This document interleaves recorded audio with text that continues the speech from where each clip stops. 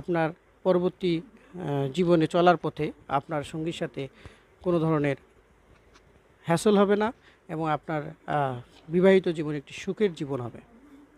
এরপর আপনি সবসময় তার পাশে থাকবেন। পাশে থাকবেন বলতে আপনি দেখা গেল তাকে নিয়ে সবসময় পাশাপাশি হাঁটলেন বা কোথাও গেলে তাকে নিয়ে যাবেন।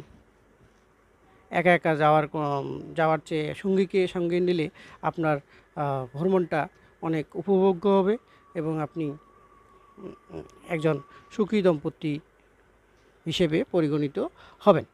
তো এরপর আপনাকে যে কাজটা করতে হবে সেটা হচ্ছে আপনি আপনার দম্পতির বা আপনার যে সঙ্গী তার যে ভুলগুলো সেই ভুলগুলো আপনাকে ক্ষমা করতে শিখতে হবে।